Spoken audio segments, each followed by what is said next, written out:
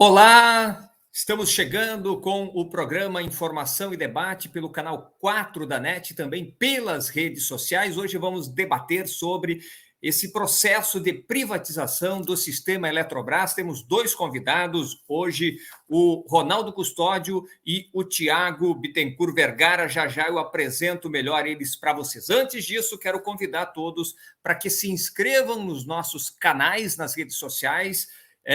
Não tem custo, é rapidinho, é só um clique.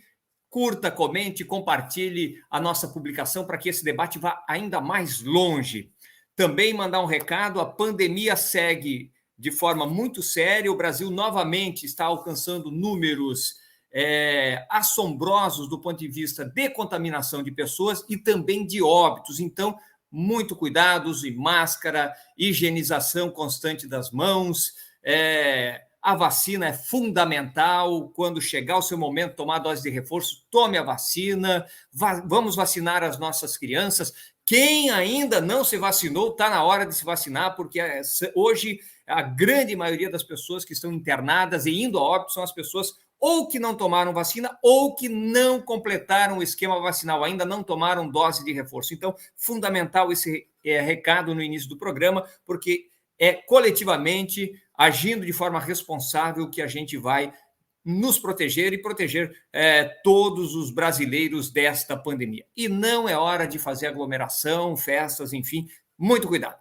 Muito bem, vamos ao tema do nosso programa de hoje. Vou trazer aqui para participar conosco o Ronaldo Custódio e também o Tiago Bittencourt Vergara. Ronaldo Custódio é engenheiro elétrico, mestre em engenharia elétrica, foi diretor de operação, diretor de engenharia e também presidente da Eletrosul durante todos os governos Lula e Dilma, sendo que diretor de engenharia ele foi durante todo o período, e em alguns momentos ele acumulou essas funções de diretor de operação e também presidente da empresa. Ele também é professor na PUC de Porto Alegre e escritor, aí já escreveu livros sobre energia eólica, que é um tema que ele domina bastante.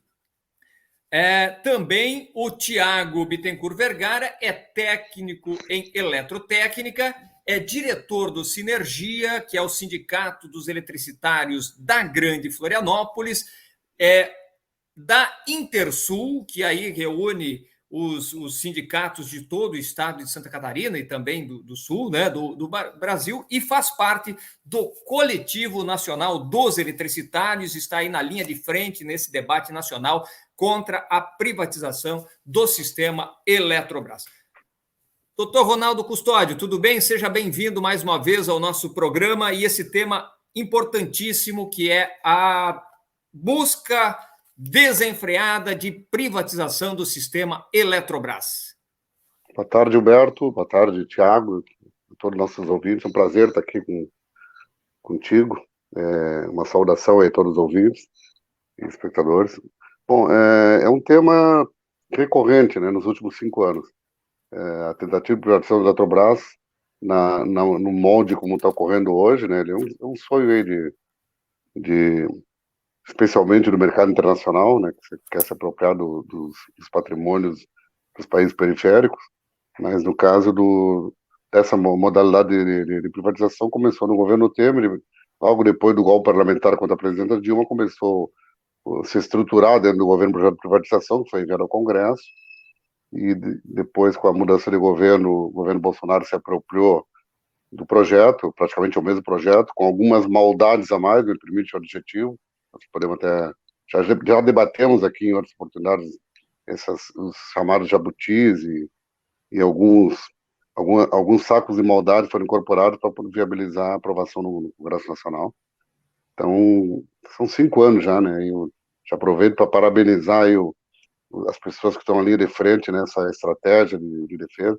É uma luta coletiva, mas como toda luta coletiva precisa de algumas inteligências, precisa de alguma liderança, precisa de pessoas que tomem a frente. O Tiago é uma delas. Eu queria aproveitar aqui a abertura para parabenizar o Tiago e dizer do trabalho excelente que o Comando Nacional dos Eletricitários vem fazendo no âmbito do Congresso, o primeiro grande mérito é ler o cenário.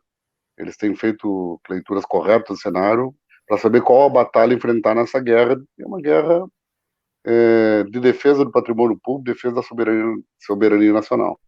E essa guerra tem sido travada em várias batalhas, né? E essas batalhas, essa leitura tem sido muito bem feita. É uma batalha muito grande no Congresso, que segurou o projeto 4 anos no Congresso. Então, diferente do que alguns pensam que perdemos a batalha, não se perdeu a batalha. Que levar 4 anos para sofrer uma derrota, para o governo conseguir aprovar um Congresso nas condições que aprovou, com cheio de toma lá da caixa, cheio de jabutis, não foi uma vitória, que nos deu condições de chegar nesse momento com possibilidades reais de evitar a privatização. A gente estamos na reta final dessa luta, dessa peleia, e os cenários são positivos, a gente tem boa chance.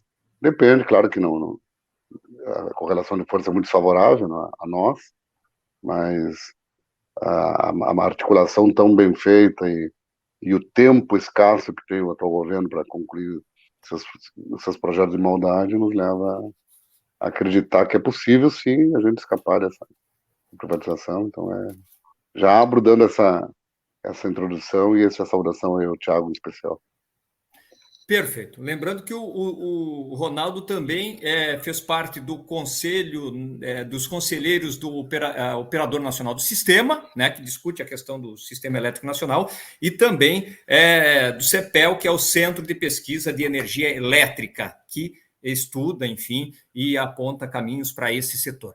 Tiago, Ronaldo também já fez uma apresentação importante, né, do teu papel nesse processo, e eu queria pedir para você que está nesse debate, inclusive nesse momento, pelo que eu entendi, você está em Brasília exatamente tratando desse tema, fazendo isso na linha de frente desse debate, junto com outras figuras que estão aí fazendo esse debate, que você desse um cenário geral de como é que você vê o momento desse enfrentamento, né, e também as possibilidades de vencer essa batalha difícil que, como o Ronaldo falou, ela ocorre já nos últimos 5 anos.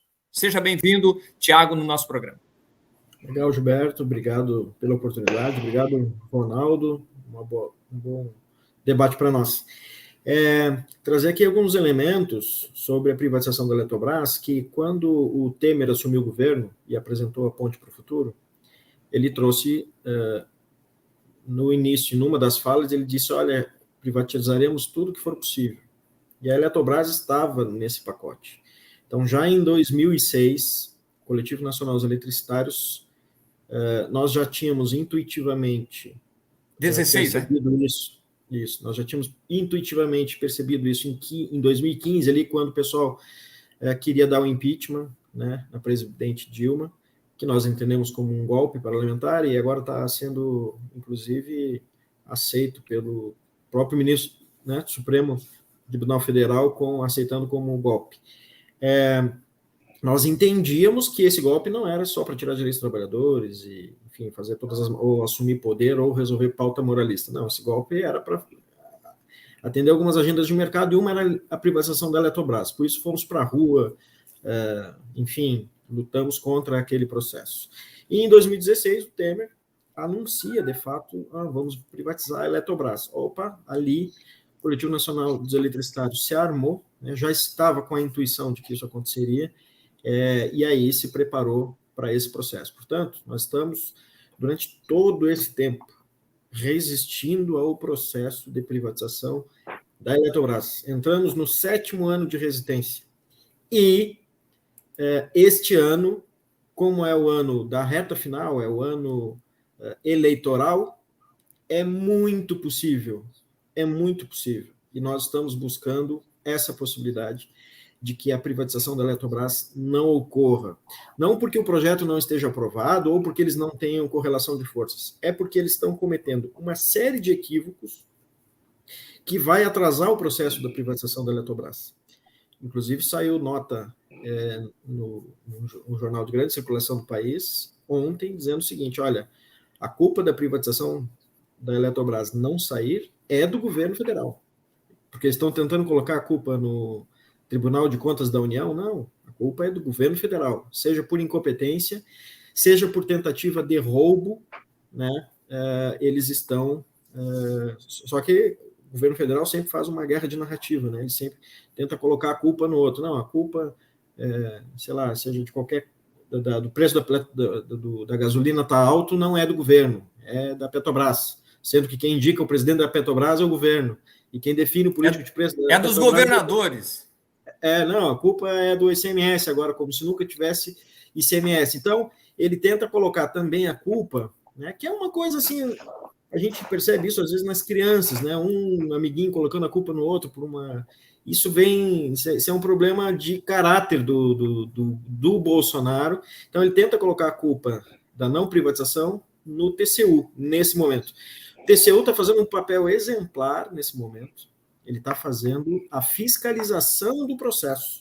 Não está nem se discutindo se é a favor ou se é contra, se é bom ou ruim privatizar a Eletrobras. O que está se discutindo nesse momento são as irregularidades cometidas durante o processo, e nós, do Coletivo Nacional, trabalhadores e trabalhadoras da CGT Eletrosul, no caso aqui de Santa Catarina, Furnas, CEPEL, Eletronorte, Chesf, Eletronuclear, um pedacinho de Itaipu, né, estamos lutando bravamente.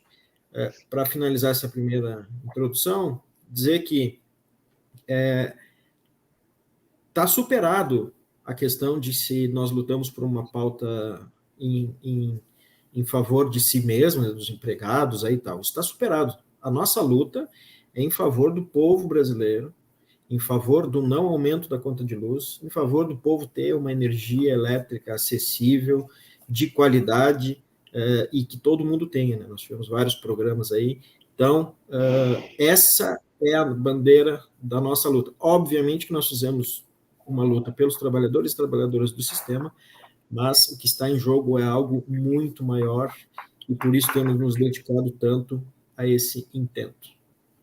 Perfeito. Você falou aí dessa questão do Tribunal de Contas da União, que levantou essas informações e esse erro de cálculo, né? E eu coloco aí na tela essa matéria da Carta Capital, né? Que ilustra um pouco isso, né? E que fala que o erro não é um errinho qualquer, né? É um erro gigantesco, e que impacta enormemente nesse debate, né? São bilhões de reais que esse erro representa. Ronaldo, esse erro, dá para a gente trabalhar ele como um erro ou porque a privatização sempre foi algo que está vinculado à questão da corrupção, né? Porque um debate anterior que você estava e o ex-diretor Antônio Valdir Vittori também estava presente, ele citou a palavra do corretor. Só que, nesse caso, o corretor é informal, porque o corretor é alguém que intermedia uma compra e venda e ele ganha lá um valor de corretagem, um percentual.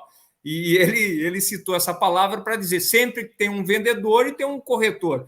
E é nessa hora que acontece também grandes esquemas de corrupção. Eu não sei, então, se esse erro que foi feito nesse cálculo é um erro mesmo, ou se é algo deliberado, né, para vender também a toque de caixa por valores inferiores aí, um sistema tão rico como é o sistema, tão rico, estratégico e fundamental para a soberania nacional e para o bem-estar da população.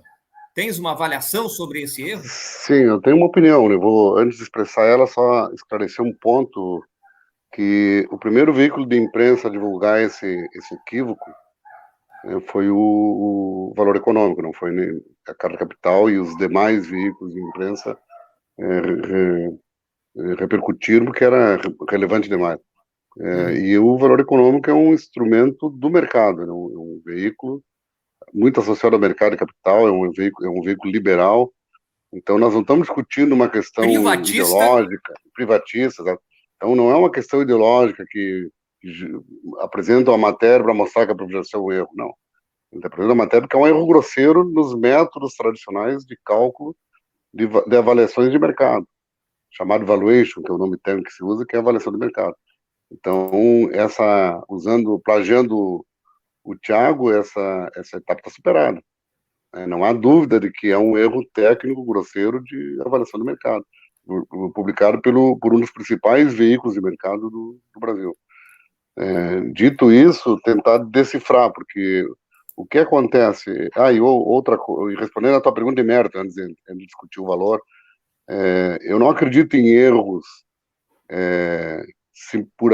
erros, como é que eu vou dizer? Acidentais. Ingênuos, acidentais, dessa ordem de grandeza, cometido por técnicos qualificados. Não acredito. Eu conheço alguns dos técnicos que trabalham no Ministério e eles não são desqualificados, eles têm qualificações profissionais. Eu não acredito. Então, quando se comete esse tipo de subavaliação, e em geral as privatizações, mesmo aquela dos anos 90, tanto que gerou livros sobre o assunto, Privataria Tucana, Brasil Privatizado, alguns livros que tentavam mostrar como é que ocorreram os bastidores dessa privatização, no que era possível apurar nesse jornalismo investigativo que teve no pós-privatização. Mas, em geral, no mundo inteiro, quando ocorrem privatizações, elas são subavaliadas. Não só porque tem que pagar uma corretagem. As corretagens são percentuais relativamente pequenos comparado ao valor dos bens. A gente, quando compra um apartamento aí de R$1 milhão, você vai pagar R$60 mil de corretagem. É um valor pequeno perto do imóvel. Não é como agora que nós estamos falando de um erro que está sendo subavaliado em 10% aproximadamente do valor real do bem. Quer dizer, é como se o apartamento de R$1 milhão fosse avaliado e vendido por 100 mil. Aí a corretagem pode até ser os mesmos 60 mil, né? Mas não é um erro para poder ter uma gordura para pagar a corretagem. A corretagem, mesmo a corretagem informal, que tem eticamente questionável, para dizer o mínimo, elas não impactam tanto assim o valor do preço. É porque tem outros elementos. E aí vem na questão central da privatização no mundo, como ocorreu. É uma maneira de transferir patrimônio público subavaliado para criar lastro econômico numa economia que vinha com dificuldades. O capitalismo moderno é um capitalismo virtual. Um capitalismo que não tem um laço econômico para... Imagine uma ação de uma empresa que não produz, que é só especulativa, ela varia, às vezes, dezenas ou centenas, até milhares de porcento o valor daquela empresa, sem ter aumentado a eficácia, sem ter aumentado a produção, sem ter tido um resultado real que justificasse isso. É um jogo, o capitalismo moderno virou um jogo de mercado, e esse jogo ele precisa, e essa falta de laço gera uma insegurança técnica no sistema capitalista.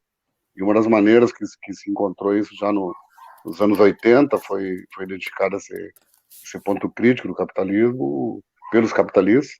Eles criaram esse conceito, então vamos privatizar quem? Vamos privatizar os países periféricos primeiro, e vamos privatizar o que é possível, e claro que tem que privatizar subavaliado para poder fazer laço.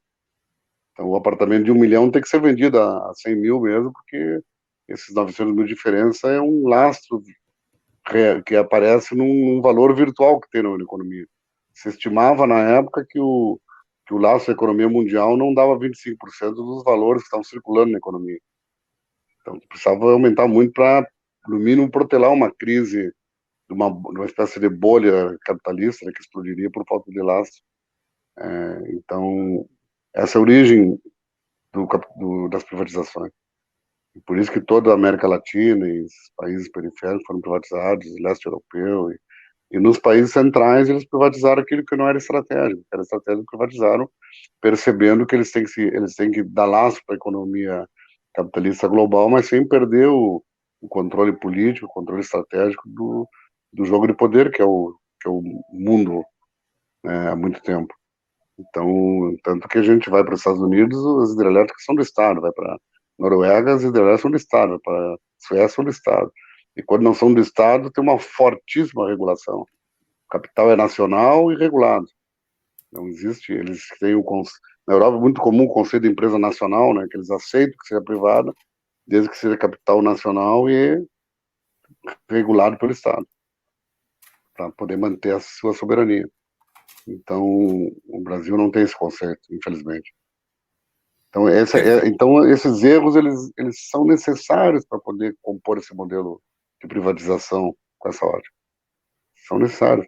E aí nós nos deparamos com esse erro esse último erro de vários já identificados, né? Esse é o último, que é uma avaliação onde a equipe técnica do TCU, que não publicou os valores ainda, só para os espectadores entenderem, o ministro Vital do Rego, ele pediu vistas no processo em dezembro, o processo foi para plenário para votação, um outro ministro era o relator o projeto já identificando vários erros, dizendo que o projeto, na verdade o projeto foi para a pauta pela pressão do governo federal, isso está claro.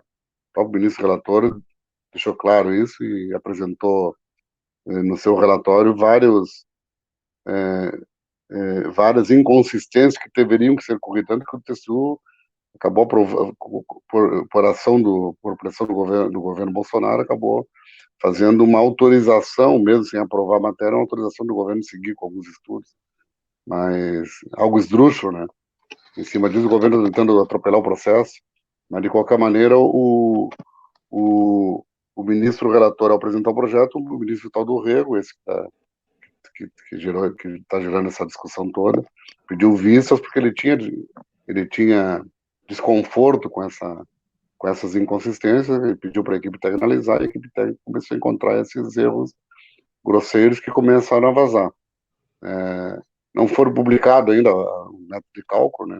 Nem o do governo são totalmente claros. Uma das questões que são levantadas hoje é a pouca transparência dos cálculos dos trabalhos do governo no processo de privatização. Mas, de qualquer maneira, o que está falando é uma avaliação de 230 milhões de reais contra 23,5 do ativo. Se estima em até 60 milhões de reais o que o governo poderia... Mas 23 milhões de reais é a avaliação de ativo que o governo fez, e 230 o que o TCU fez. E essa uma pista de como é que pode isso ter acontecido nos dá por um trabalho que o Ilumina fez ainda no governo Temer, quando surgiu a discussão da privatização. O Ilumina fez um estudo e avaliou que os ativos da Eletrobras valiam algo em torno de 250 bilhões de reais. Está muito próximo do que eles falou que o TCU está indicando. Então, nos mostra que o mundo real, com metodologia técnica para ser calculado, os ativos da Eletrobras são dessa ordem de grandeza.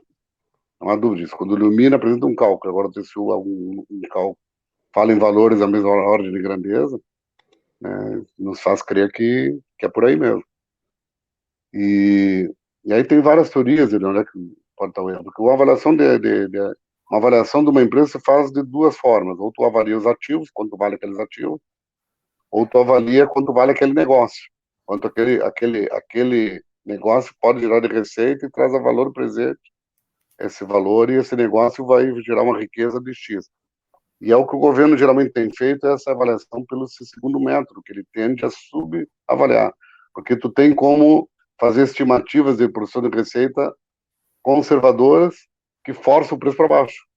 Então é o que o governo, assim o filho do governo FHC, assim que tem sido feito, todos os processos de venda de ativo público, tu faz pelo método de fazer um fluxo de caixa, né, que o negócio vai gerar, produz o fluxo de caixa num horizonte pré-definido, geralmente período de concessão, e traz a valor presente quanto vai gerar de receita líquida, e esse valor presente é quanto vale o ativo. É um fluxo de caixa descontado. Então, esse método ele dá margem a isso. Se, por exemplo, estimar que a venda de energia vai ser um valor muito baixo, e o governo está dizendo que vai cair o preço da energia, a gente só consegue enxergar pressões para aumentar o custo da energia, não para diminuir.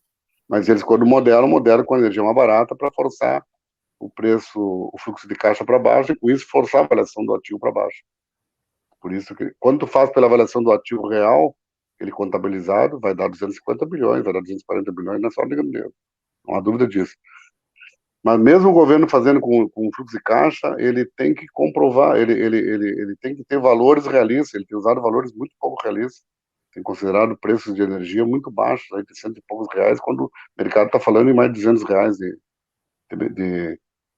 valor de comercialização de energia hoje, 200 reais por megawatt-hora.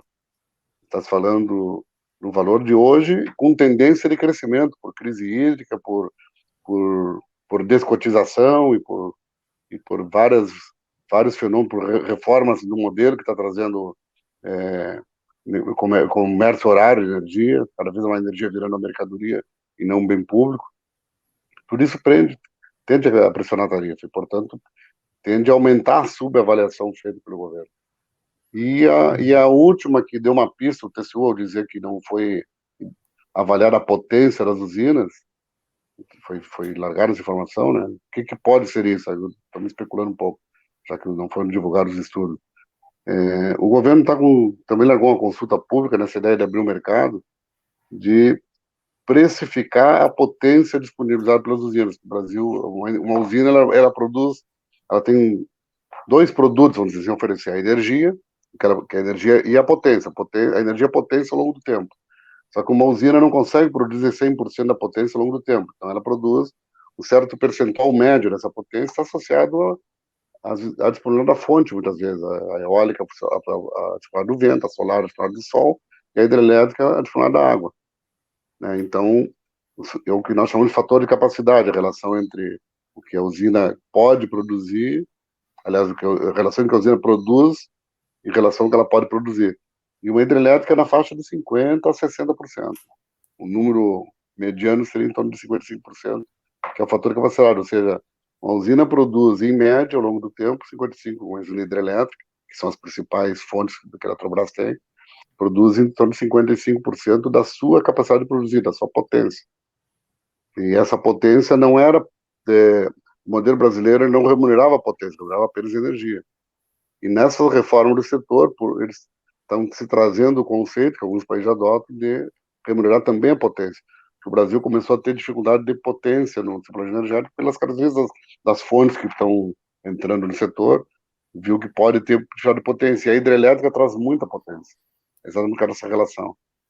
E potência despachável. A eólica tem uma potência alta, mas é não despachar, só despacha quando tem vento. A hidrelétrica, quando eu consigo acumular água no reservatório, portanto acumular energia, eu consigo ter algum controle sobre o despacho de potência. Consigo, por exemplo, na hora da ponta, na hora que todo mundo está usando mais energia, que eu preciso de maior disponibilidade de potência, eu gerar essa potência durante um período curto, né, já que eu não tenho tanto estoque de energia, mas eu consigo gerar num período curto, e essa é uma vantagem que a hidrelétrica tem. E isso não foi precificado. Não foi precificado, e ao mesmo tempo que não foi precificado, o governo está com consulta pública, fez a consulta pública, já encerrou, propondo critérios de remuneração da potência. Bom, se o próprio governo está propondo critérios de remuneração da potência, quando ele faz a avaliação de ativo, do ativo dele que ele vai comercializar, ele tem que considerar a avaliação do ativo, se ele está fazendo pelo método do negócio, ou seja, da receita que o negócio pode gerar para o presente, ele tem que considerar essa receita que vai ter também. E não considerou a energia. Então, são erros metodológicos que começam a ser percebidos. Né? Então, que deixa claro que, talvez por fazer a toca de caixa, talvez por um pouco de... Existe uma predisposição de subavaliar, isso está claro, eu expliquei por quê, mas também tem erros feitos pela pressa que está se fazendo um processo que deveria ser lento, debatido com a sociedade. A metodologia deve ter sido colocada em consulta pública, debatido com a academia, debatido com a sociedade, porque é um ativo muito importante da Eletrobras. Mesmo olhando sobre a ótica capitalista de ativo, é um ativo muito importante, e são instalações estratégicas, né? É uma empresa estratégica, que regula o mercado, tem um poder de mercado muito grande, 40% da capacidade de geração regulada do setor é da Eletrobras. Entregar isso para um agente privado dá poder de mercado para esse agente privado. E o poder de mercado geralmente resulta em aumento de preço, em aumento de valor da energia. Então, são coisas que é importante que as pessoas compreendam. Tentei resumir aqui, é um assunto longo, né? Mas tentei dar um resumão para bastante, e bastante técnico, mas eu acho que é importante isso que tu colocas. Eu ainda vou colocar na tela rapidamente aqui para o Thiago também comentar. E acho que o fundamental é a gente dialogar na sequência também o impacto que isso vai ter na vida das pessoas e do país como um todo. Então, vou colocar aqui na tela essa matéria que é do Canal Energia, é um um veículo especializado no setor de energia, também com uma linha liberal, enfim, nós não estamos falando de veículo que tem aí qualquer questionamento ao mercado, que ele fala sobre o momento em que foi feita aí a publicação da lei que permite a privatização do sistema Eletrobras, né, e que coloca, e que a própria matéria traz aí uma série de jabutis que estão aí também para beneficiar setores privados, sem nenhuma explicação do ponto de vista técnico para esse tipo de jabuti, né? Que é um outro agravante que vai junto nessa questão aí que o próprio TCU está apontando. Quer dizer, isso é mais um agravante, Tiago, da forma como o governo tem tratado a questão da privatização, e para mim está claro que o autoque de caixa é uma das questões mais graves desse processo e que tem um objetivo, né, Tiago? Sim. Então, Gilberto, gostei muito da fala do Ronaldo, que ele traz os aspectos, né, técnicos do processo e denuncia comprovadamente aquilo que nós viemos também denunciando na campanha contra a privatização da Eletrobras. Nossa campanha denuncia a todo momento o aumento da conta de luz para os cidadãos brasileiros no processo de privatização da Eletrobras. Se falava em 16%, se falou em 14%, se falou em 19%, mas nunca se falou em redução de tarifa. Se falou em 25%. Se falou vários percentuais, né? Inclusive a ANEEL se pronunciou sobre isso, salvo engano, em 2017, enfim, uma coisa assim. Depois o governo Bolsonaro foi lá, inclusive trocou a direção da ANEEL depois desse pronunciamento. Quer dizer, não era para falar que ia aumentar a conta de luz. Mas o processo, a lei que você colocou ali, a medida provisória 1031, que se transformou em convenção de lei, ela aumenta, não é em 16 ou 15 ou 25, ela aumentará muito a conta de luz. Para ter uma ideia, a Eletrobras vende energia a um preço médio aí de R$63. As usinas, elas vendem a energia pela operação e manutenção, porque já se entende e já se entendeu lá no governo Dilma que elas estão pagas. É como você financiar um apartamento e ao final do apartamento você só não vai pagar mais o financiamento, você vai pagar só o IPTU, a conta de luz, a conta de água, né? Mesma coisa ou parecido as usinas da Eletrobras, já foi pago o financiamento. Então agora a gente vai pagar o quê? A gente vai pagar os materiais que são necessários para fazer a manutenção, você vai pagar o profissional necessário para fazer a manutenção, você vai pagar o profissional necessário para operar essa usina, porque afinal de contas ela precisa ser ligada, desligada, enfim, né? Então você vai operar por operação e manutenção. Chegou um preço médio aí de R$63, R$65 no sistema Eletrobras. As últimas térmicas que têm entrado a R$1.500. Então vamos arredondar aí para R$50 e R$1.500. Dá 30 vezes o valor de uma térmica, o valor da energia produzida pela Eletrobras, 30 vezes para mais. Então não é que a conta de luz vai aumentar, ela vai aumentar muito com a conversão da legislação. Bom,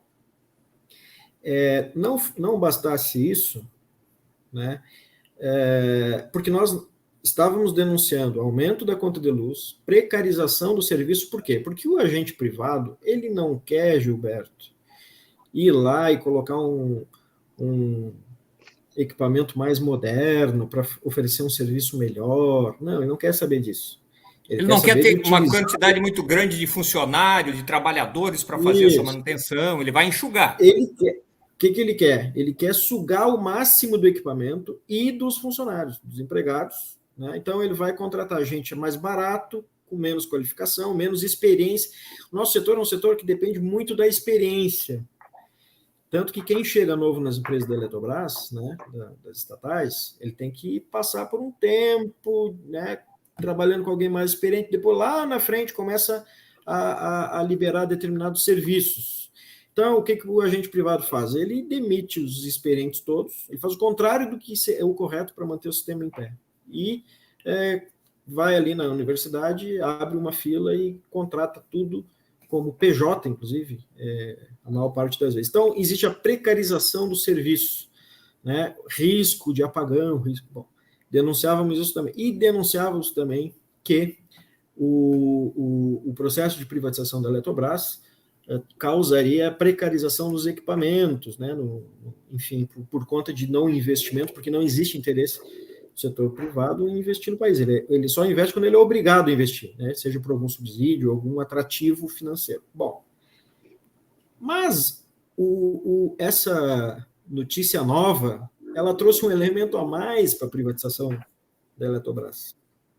Ela está trazendo o roubo.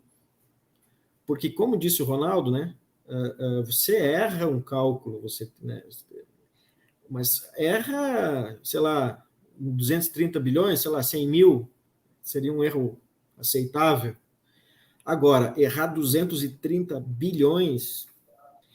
Então, nós temos agora um elemento a mais na privatização da Eletrobras, que é uma fraude, o roubo, né? Favorecendo quem? Favorecendo a empresa privada. E esse erro, esse roubo, ele onera quem? O povo brasileiro de novo. Por quê? Porque quem deixará de receber esses 230 bilhões é o governo federal. Então, quem é da educação precisa parar e fazer os cálculos. Quanto de aumento daria para fazer para professor com 230 bilhões? Quem é da saúde, nós tivemos um problema de compra de seringa aí agora na vacinação. Precisa fazer os cálculos, quantas seringas, quantas doses de vacina seria possível aplicar com 230 bilhões no orçamento do governo. Enfim, todas as áreas, nas áreas da segurança, quanta câmera poderia ser comprada com 230 bilhões? É disso que nós estamos falando nesse momento. E aí você percebe que nós temos um elemento que até então a gente não estava denunciando porque ele não estava presente, a gente não enxergava, mas aí o TCU foi lá e trouxe esse elemento para a discussão, né? Nós vimos aí na revista Veja, o pessoal fala, o TCU quer mudar o preço da Eletrobras. Não é que o TCU quer mudar o preço da Eletrobras. O TCU não faz nada, ele não é executivo. O TCU está alertando para o processo equivocado que está sendo realizado no sistema Eletrobras. E nós estamos alertas a isso, inclusive com ações junto ao Ministério Público Federal. Por quê, Gilberto? Porque essa é uma questão extremamente importante, a questão da corrupção no processo de privatização da Eletrobras. Nós sabemos que existem agentes de mercado, hoje presentes nos principais postos da Eletrobras, que não entendem nada de energia elétrica, não entendem nada de sistema, que não entendem nada do modelo brasileiro, eles só entendem de querer aumentar os lucros para os acionistas. E as pessoas estão cometendo crimes. Então, nós estamos levantando, né, e levando as autoridades para que fiscalizem, não só o TCU, né, também o Ministério Público Federal e outras instâncias, bem como o mercado, né? O mercado também tem seus órgãos reguladores. A gente tem aí a CVM, né? Temos outros lugares para fazer as denúncias. Então, o processo de privatização da Eletrobras, que era ruim, ele ficou muito pior, né? E um aspecto, dá para dizer ideológico, é o seguinte: os privatistas clássicos, os liberais clássicos, e aí nós temos aí no Brasil várias representantes, a gente tem, por exemplo, Helena Landau, como uma grande representante do liberalismo clássico. Eles não querem vender nos modelos que está sendo proposto para vender a Eletrobras nesse momento. O privatista clássico, o liberal clássico, ele quer vender o ativo, é como se fosse vender um terreno. Ó, vou vender um terreno para o Gilberto. Vai lá, olha só, a escritura está aqui, agora o terreno é teu, tu bota cerca, faz o que tu quiser, né? Ele quer vender o ativo. A privatização da Eletrobras, nos modelos que está proposto aí pelo Paulo Guedes e pelo Bolsonaro, é uma privatização através do enfraquecimento do poder do governo, né, com a diluição das ações. Então, você aumenta a quantidade de ações, o governo encolhe a sua participação dentro da empresa e o mercado toma conta. Ora, é um modelo diferente. Os privatistas clássicos são contrários a esse processo de privatização, justamente pela possibilidade de formação de cartéis, pela possibilidade, né, dos acionistas se juntarem e formarem uma espécie de monopólio, né, os oligopólios aí. Então, existe muita crítica de quem é privatista dentro desse processo. A exemplo, por exemplo, o pessoal da indústria, né? A indústria não quer aumentar a conta de luz. A indústria não quer aumentar, porque é o seguinte, se a indústria aumenta a conta de luz, vamos dizer assim, sei lá, uma empresa aí de frango, né? Ela aumenta o custo de produção e aumentando a conta de luz para o consumidor, ela dificulta o consumidor de comprar o produto dela. E como a conta de luz afeta todo o sistema produtivo e o sistema consumidor, isso significa um enfraquecimento da economia como um todo, e isso não é desejável pelo pessoal da indústria também. Então, a Fiesp já se manifestou, a Fiesc já se manifestou, né, aqui do estado de Santa Catarina, grandes consumidores de energia elétrica também já se manifestaram, e a população em geral, que tem compreendido o processo de privatização, já tem se manifestado contrário ao processo, né? Esse processo de privatização só está sendo tocado porque foi feito um golpe em 2016 contra a presidenta Dilma, já, vamos dizer assim, já entendido dessa forma na fala do ministro Barroso da semana passada, né? Porque o povo brasileiro ele defende o seu patrimônio. E o projeto que ganhou as eleições em 2014 era um projeto de fortalecimento do Estado e não de enfraquecimento do Estado. Então, hoje, nós só estamos fazendo, né, com o Estado brasileiro, o governo só está fazendo com o Estado brasileiro o contrário do que é o pensamento do povo, porque houve essa ruptura lá em 2016. Não houvesse a ruptura, nós estaríamos com a empresa forte, com mais rentabilidade ainda, com mais pujança, com mais desenvolvimento para o país, com mais possibilidade de aumentar a empregabilidade e a renda das pessoas, né? Nós estaríamos nesse cenário. Nós só estamos nesse cenário de privatização que vai contrário aos interesses do povo, porque houve essa ruptura, e essa ruptura se manteve, se perpetuou aí com a eleição do governo Bolsonaro. Para finalizar, inclusive, essa questão do link da privatização com a questão política eleitoral, nós precisamos entender o seguinte: o processo de privatização de uma empresa dessa, com um rombo, vamos dizer que, né, que o TCU não consiga segurar o roubo, que eles façam todas as maracutaias que eles querem fazer e venham privatizar. Ora, hoje nós trabalhamos na CGT Eletrosul, por exemplo, que é a empresa aqui, né, que tem sede aqui em Florianópolis, com concurso público, né?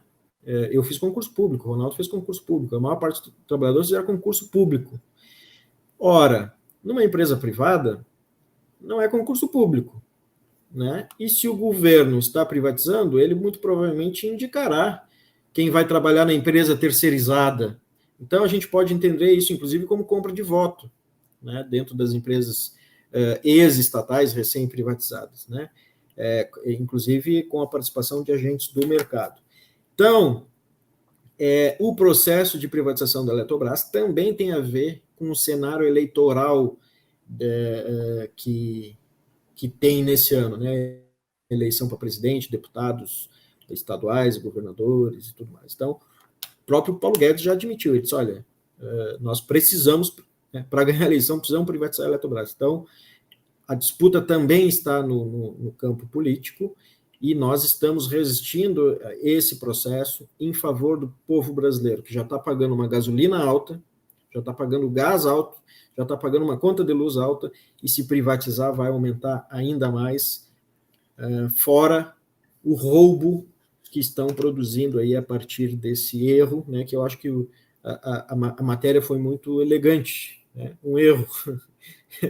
Eu sou mais direto, é roubo, estão roubando o patrimônio brasileiro, não só levando os ativos, né, mas levando também aquilo que o governo receberia em troca por essa venda fraudulenta que estão proporcionando.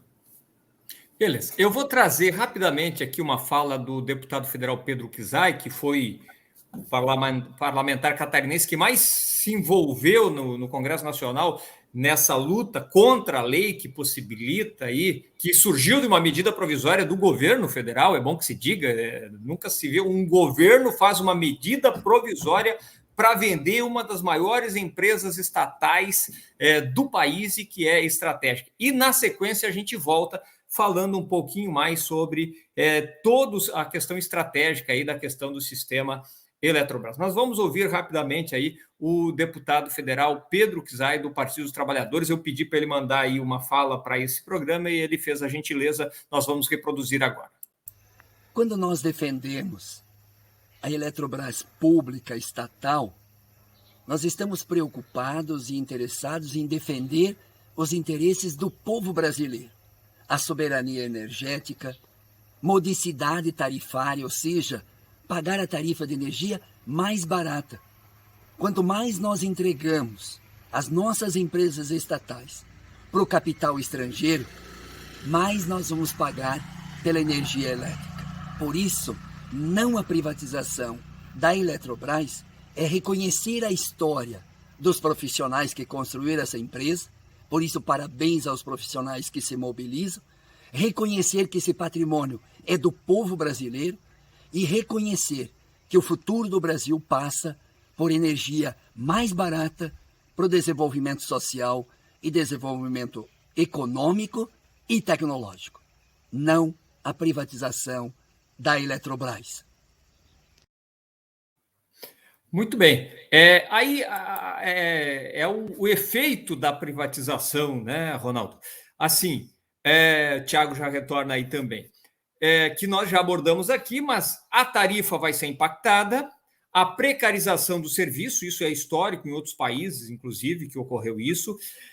A energia elétrica é a base da produção nacional, da indústria, do comércio, as micro, pequenas empresas vão ser fortemente impactadas, né? O Tiago falou um pouco desse detalhe, né? Enfim, isso vai impactar na questão geral do emprego, não de quem trabalha no setor elétrico, mas da questão econômica como um todo nesse debate, né? E tem aí outros fatores, que é a questão da soberania nacional, né? Da entrega da água, que é um setor estratégico, e do impacto que isto tem no meio ambiente quando um setor tão importante, tão estratégico, que depende do meio ambiente, é gerido por uma empresa que só tem o interesse em aumentar o seu lucro no final do ano, né? Em ter mais, quer dizer, espremer a laranja ao máximo, né? E isso traz um impacto gigantesco no meio ambiente para uma empresa que trabalha com a questão da água, que é um bem estratégico, Ronaldo. Então, é uma série de fatores que trazem impactos fortíssimos para toda a população. Esse, para mim, é o grande debate da questão da privatização do setor elétrico, Ronaldo. Sem dúvida. Eu já tinha comentado isso rapidamente na primeira intervenção minha.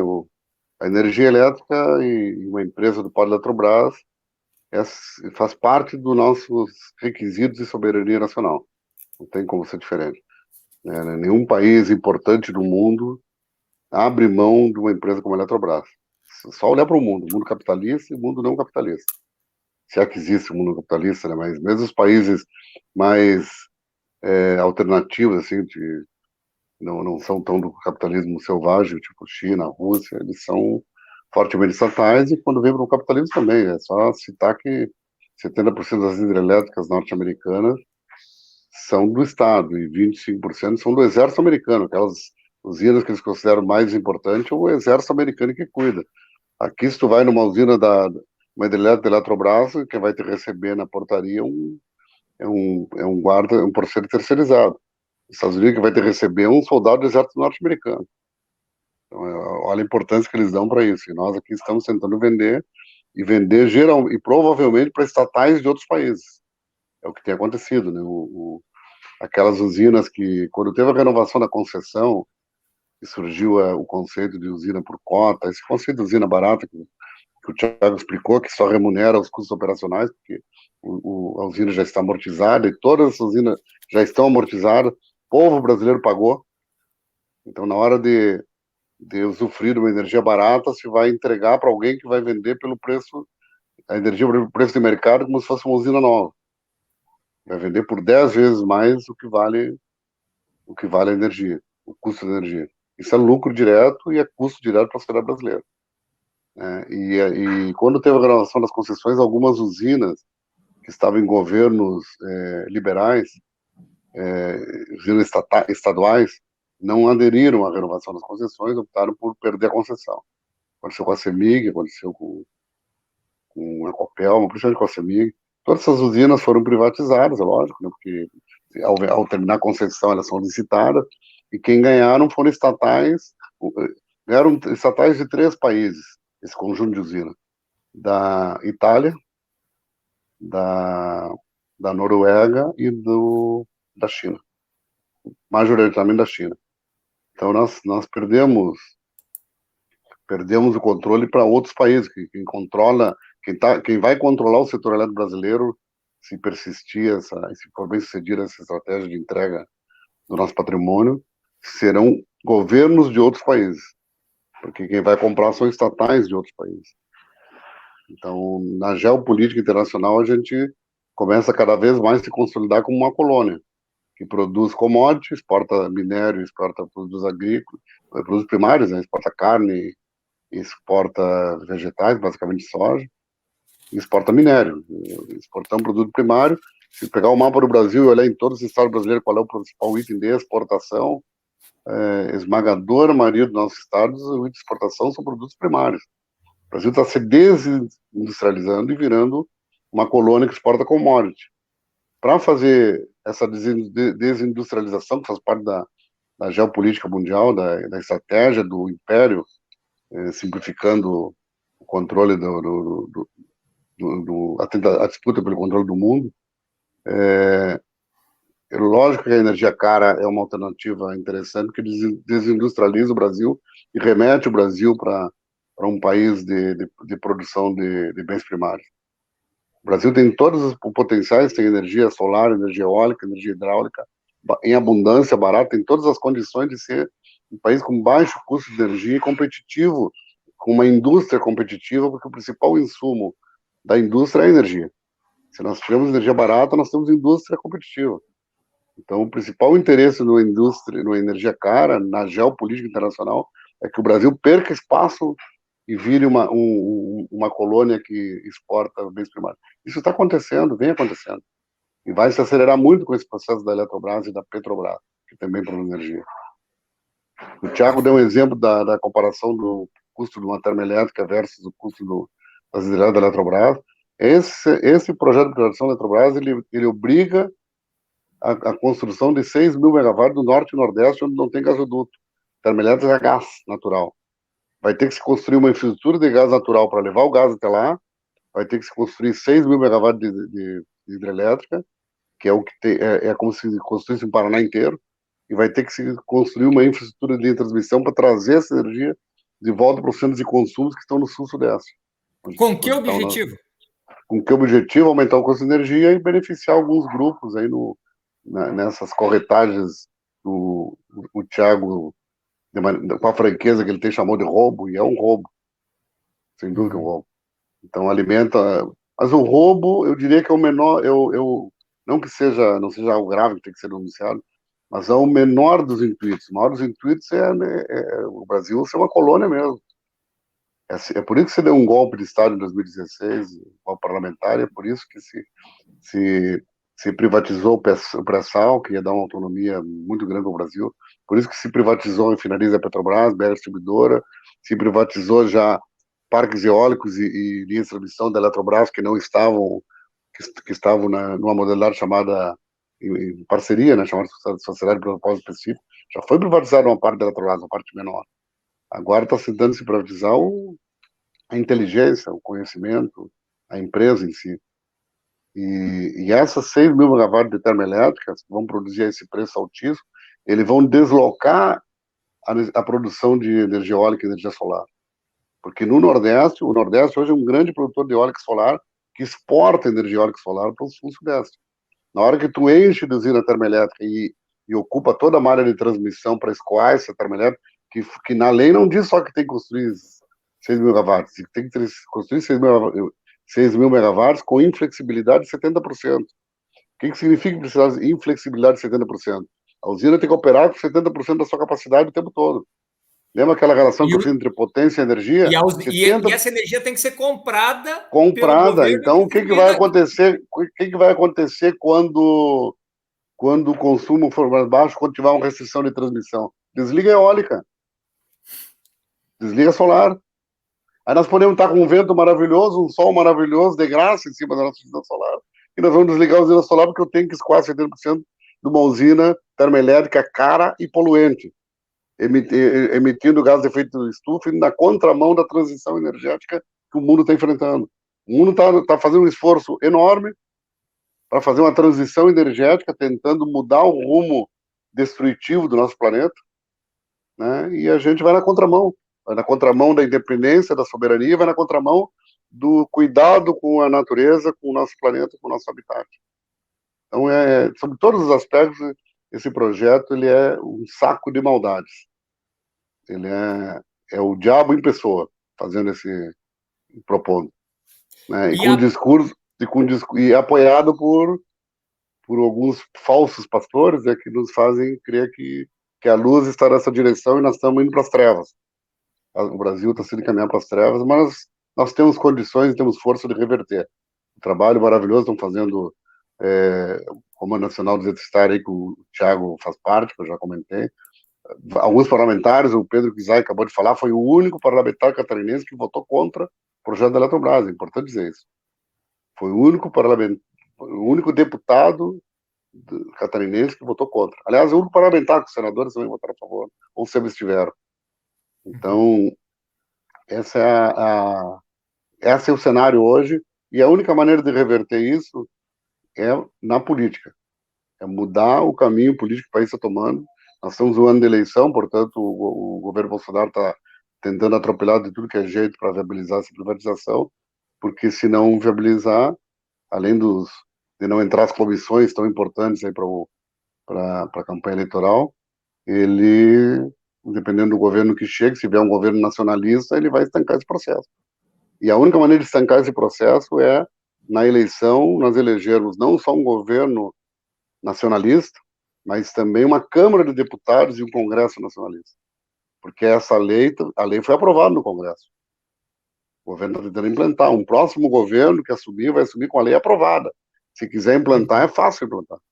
Se não quiser implantar, ele pode ter duas atitudes. Ou vai parar com o processo, deixar na gaveta, daqui a 4 anos um outro governo decide o que faz com ele. Agora, se ele quiser desfazer a maldade que foi feita, quer dizer, mudar a lei, o Congresso tem que concordar. Portanto, não basta só eleger um governo nacionalista que estanque esse processo. Tem que eleger um Congresso que se alinhe com esse pensamento e possa reverter, revogar essa lei e tentar reorganizar o Brasil para termos, de fato, uma energia barata, uma energia universal, uma energia que nos dê soberania, nos dê competitividade internacional, e nós possamos ser a grande nação que estamos destinados a ser. Só depende de nós. Só depende de nós e das nossas ações. Não é a natureza que está impondo ao Brasil dificuldades. É o ser humano, são as decisões políticas, as leis brasileiras e as atitudes que estão nos levando para essa dificuldade. Nós temos tudo. Basta sabermos a maneira certa de aproveitar. Então, é essa a mensagem que eu queria dizer, deixar aqui. Nós temos um grande problema técnico, sim, nós temos um grande problema de geopolítica, mas a saída nossa é por decisões políticas que vamos tomar ainda este ano. Perfeito. Então, esse é o sim. Tiago, A pressa está dita, o Ronaldo já falou, a pressa é as eleições, tem que ser a toque de caixa, tem que ser já, atropelando tudo, porque certamente esse governo vai ser desalojado. Aliás, se tivesse referendo, jamais ia ser aprovado esse processo, né? Se o povo se manifestasse isso, jamais seria aprovado, né? A gente vê, inclusive, a aprovação do presidente da República caindo, e uma indicação clara de que há a possibilidade, inclusive, do ex-presidente Lula se eleger ainda no primeiro turno. Então, você que está no debate nacional, lá participando do Conselho Nacional dos Eletricitários, enfim, qual a esperança e qual o teu olhar, o olhar do Comando Nacional sobre isso? Dá para segurar esse processo? Dá para derrotar o governo nesse aspecto, nesse momento? O governo federal, Gilberto, que está sendo pressionado pelo mercado financeiro, por agentes do mercado financeiro, tem muita força. Enquanto o Coletivo Nacional tem uma quantidade X de advogados, eles têm 10 vezes mais. 10 vezes mais escritórios, né? Tem articulação política a partir dos deputados que eles compram aí com orçamento secreto, tanto na Câmara de Deputados quanto no Senado Federal. Inclusive, essa questão das usinas a gás, onde não tem gás, com preço maior, só foi possível aprovar o projeto dessa forma porque eles compraram senadores. Tinha senador que dizia lá no corredor do Senado o seguinte: olha, eu quero não vai botar uma usina lá no meu estado, eu preciso de uma usina também. Esse foi o nível do debate nos corredores do Senado para aprovar essa lei ruim para o povo, né? Porque eles teriam um ônus político, né, com o seu eleitor lá no seu estado, e aí ele precisava compensar isso colocando uma usina lá para o empresário amigo da região ajudar ele a se eleger, porque ele, afinal de contas, ia perder o povo. Então, esse é o debate, né? Então, o governo tem essas forças, né, as forças econômicas, financeiras aí. Nós temos a força do povo e a força dos trabalhadores da Eletrobras, que tem demonstrado uma garra que você não tem ideia, principalmente aí no último período. Nós tivemos em greve, os companheiros lá de Furnas, da Eletrobras e também do CEPEL, estiveram em greve do dia 17 até segunda-feira da semana, né? Até o dia, deixa eu ver aqui, segunda foi dia 7, do 17 a 17, 20 dias de greve.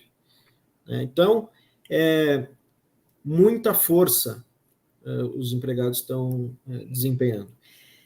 E tem um outro elemento que é extremamente importante, que é o calendário eleitoral. Ora, a privatização da Eletrobras, como ela não é bem vista pelo povo, o povo não quer. E o povo não vota em quem privatiza as empresas, não vota em quem vende a casa dele, em quem vende o seu patrimônio, quem vende a sua estatal, né? Então, existem algumas janelas de oportunidade para eles fazerem essas maldades. Uma das janelas de oportunidades é o primeiro semestre do ano, porque a partir do segundo semestre já começa o debate eleitoral. Existe uma memória eleitoral, vamos dizer assim, de 6 meses. Então, a partir do segundo semestre já começa a ficar muito mais difícil para eles fazerem maldade, seja ela qual for, e a privatização da Eletrobras é uma delas. Existem janelas de oportunidade também para o mercado financeiro, apresentação do balanço, apresentação dos dados, apresentação do valuation. Existem prazos para serem cumpridos. E também, dentro dos 6 meses, ainda também existem outras janelas. Portanto, se nós fecharmos essas janelas, e não está muito difícil de fechá-las, né, denunciando, fazendo com que o processo ocorra da forma correta, ou seja, sem pressa, com debate na sociedade, nós estaremos fechando essas janelas de oportunidade, né? E a privatização da Eletrobras não ocorrerá nem no primeiro, nem no segundo semestre. Sobre o que você falou em referente ao presidente Lula, é quem é favorito hoje nas pesquisas eleitorais. Ele não é candidato ainda, não colocou ainda o seu nome, né? Não apresentou ainda, deve fazer isso em março, que é o que ele tem anunciado, mas se anunciar, será o vencedor. Mas reestatizar a Eletrobras, que é o seu compromisso, é algo que vai depender de uma determinada energia do governo para realizar. Portanto, o próprio governo Lula já sabe, ele diz, olha, eu não quero que privatize, eu não preciso gastar, eu não quero gastar energia com isso. Então, não é para privatizar a Eletrobras. Então, hoje, a bancada parlamentar do Partido dos Trabalhadores, dos partidos do PSOL, dos partidos que entendem o processo da soberania nacional, estão empenhados e empenhadas em lutar para que a Eletrobras não seja vendida.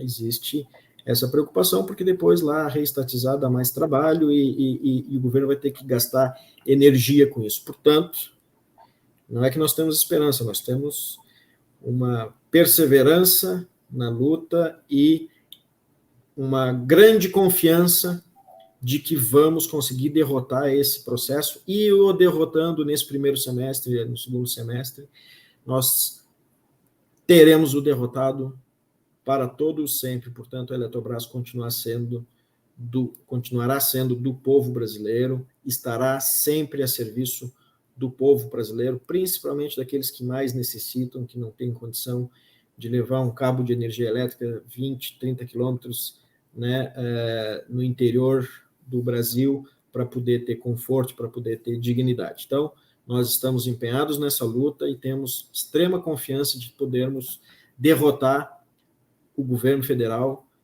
que é um governo que já acabou, né?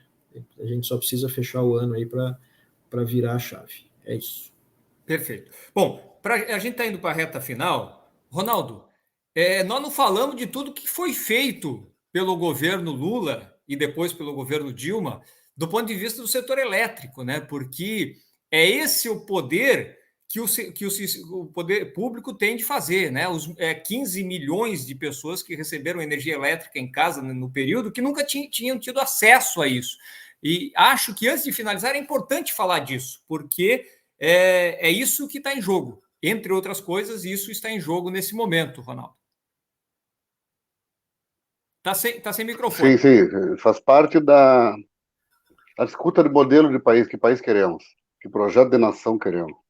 Então, a gente, quando fala em privatização, em soberania, em empresa forte, porque a gente quer um Brasil forte, um país que seja protagonista no cenário internacional, que olhe para o seu povo como uma prioridade máxima, né? E ter estatais fortes dá essa condição para o Estado. O Estado tem que ser presente. O Estado com ferramentas para isso, e os governos Lula e Dilma usaram muito bem as ferramentas. Usaram a Eletrobras, usaram a Petrobras.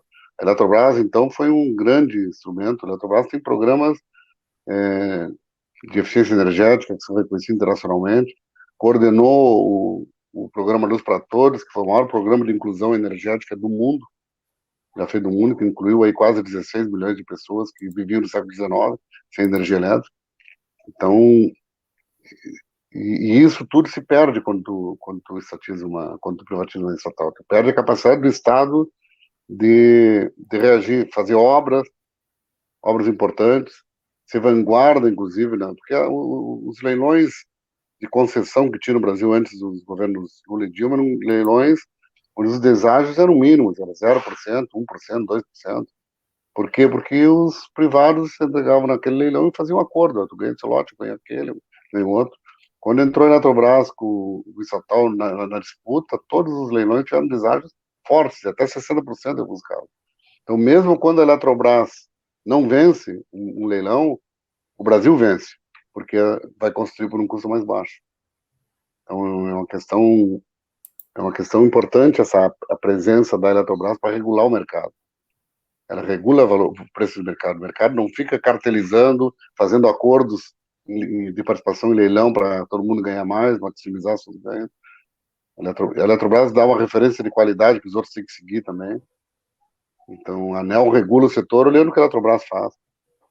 Define critérios de desempenho olhando o que a Eletrobras faz. Então, ela regula preço e regula qualidade de serviço.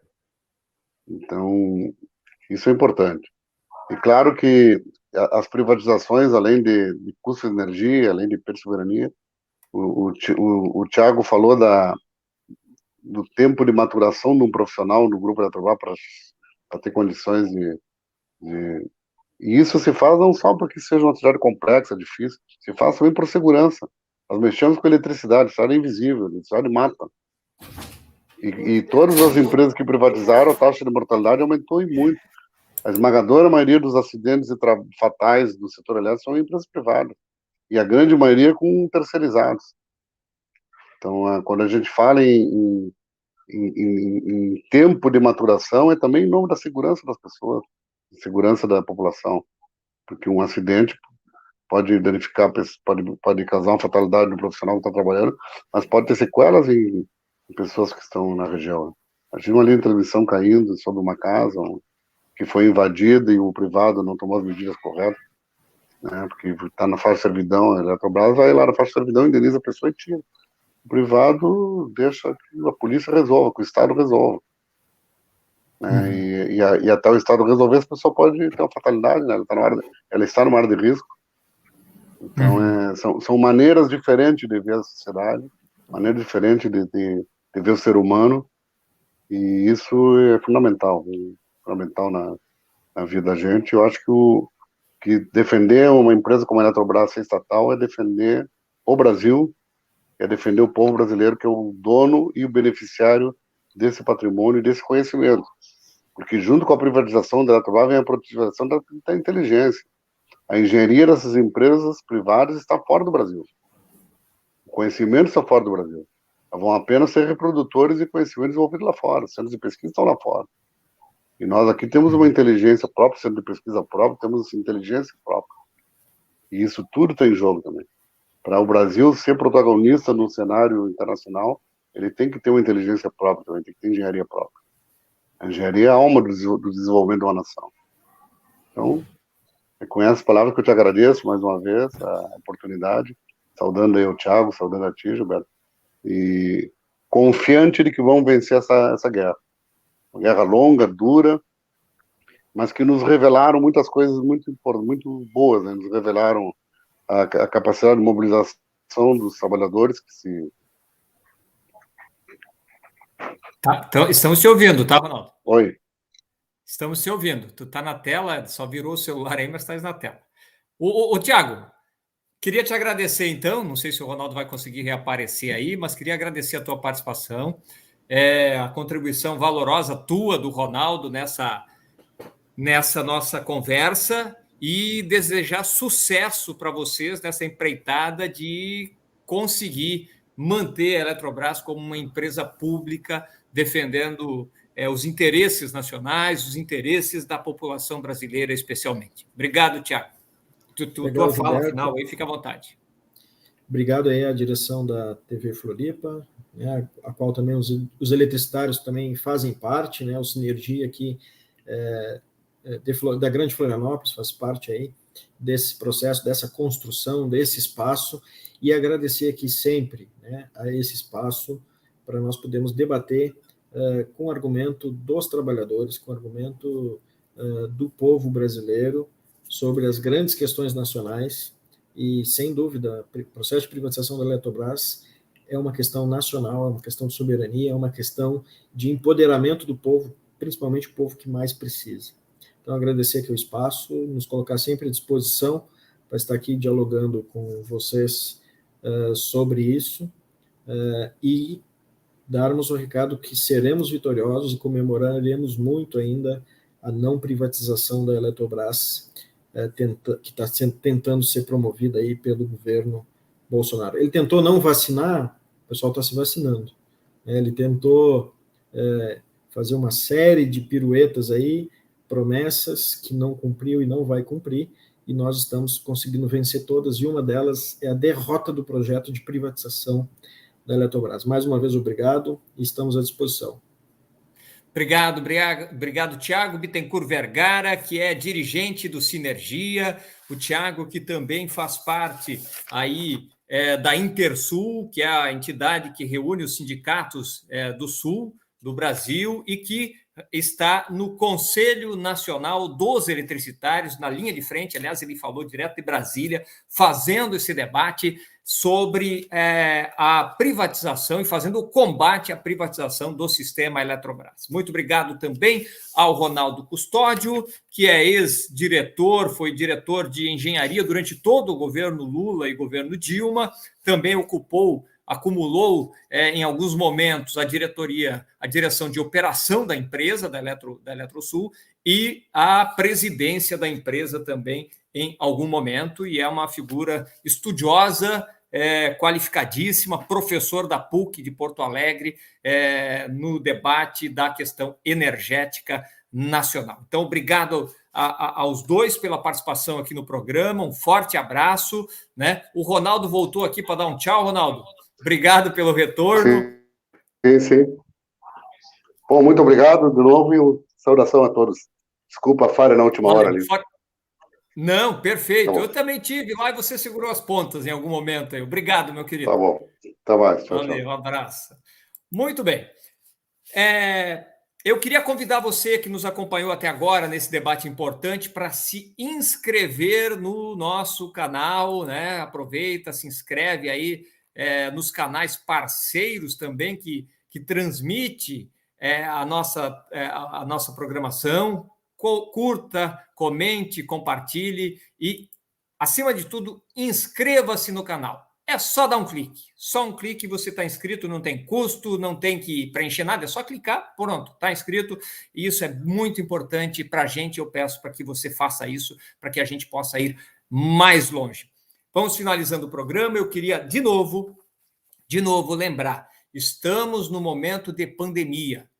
E ele é extremamente sério. Os números de contaminação estão batendo recordes, muita gente contaminada, nosso grau de testagem é muito baixo, então tem muita gente que está aí, às vezes, sem saber, inclusive, portando aí, contaminada pelo coronavírus, não está tendo, às vezes, muitos sintomas muito fortes, está achando que é uma gripezinha, né? E, de fato, tem gente que os sintomas são mais leves, as pessoas vacinadas, com dose de reforço e tal, isso é fundamental para salvar vidas, mas mesmo assim essa pessoa pode transmitir esse vírus para outra pessoa que tem um sistema imune com mais dificuldade, com problemas de saúde, mesmo às vezes vacinada, essa pessoa tem alguma debilidade de saúde e isso pode levar a um agravamento da doença, levar a hospitalização e, eventualmente, né, também levar à morte. A maioria das pessoas que estão indo a óbito são pessoas que não estão com o esquema vacinal completo ou que não tomaram a vacina,